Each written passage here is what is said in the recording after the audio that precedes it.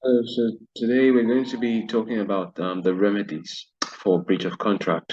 So in a transaction, for instance, in a sale of land transaction, where there's been default by a party, what are the possible remedies that are available for the non-defaulting party?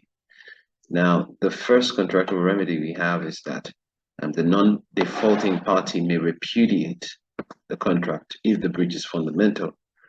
So repudiating the contract is now severing yourself um, from the contract and, rendering that contract um, of no consequence anymore. So the non-defaulting party has the option of choosing to repudiate the contract. And so it's no longer binding on them in that sense. Then also the non-defaulting party also may institute an action in court for a claim of damages. So of course, this is now bringing an action to the court to sue the defaulting party to pay you damages, all right? Because there may have been losses you have incurred as a result of the breach. There could be, of course, time and resources that have been wasted. And then the third remedy we have here is that the non-defaulting party may also set aside the contract, and that's rescission. So rescission is, again, just putting the contract aside. It's not the same thing as repudiation. All right, rescission is to almost step aside from the contract, but not to entirely cancel it. All right. When you exercise rescission as a contractual remedy, and that means that subsequently, you could still take up the obligations of the contract. All right. So that's just setting it aside.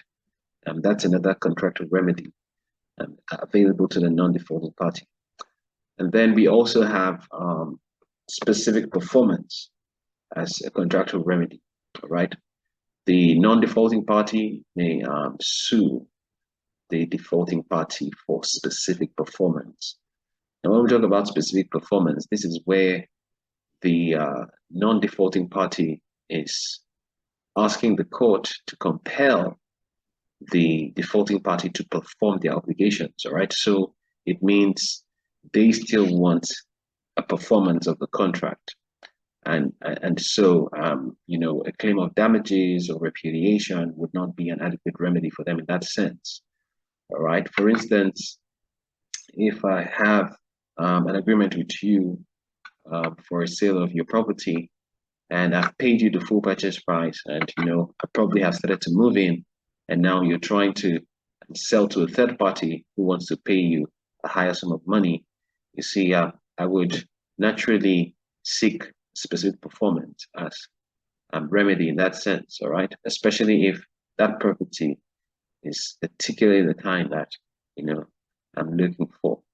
So specific performance is another contractual remedy available. And then finally, we have here that if it's the vendor at fault, so that is the seller, then he forfeits the deposit paid by the purchaser, and the purchaser may recover the deposit paid to the vendor. Now remember that the payment of deposit is a security payment that is made in a sale of land transaction from the purchaser to the vendor as an indication of the purchaser's interest to see that transaction through to completion. If the purchaser fails to complete the transaction as required, then he forfeits what he paid to the vendor as deposit.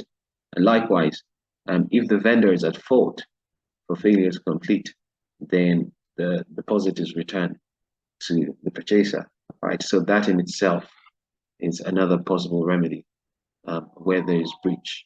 So these are all contractual remedies that are available in a sale of land transaction.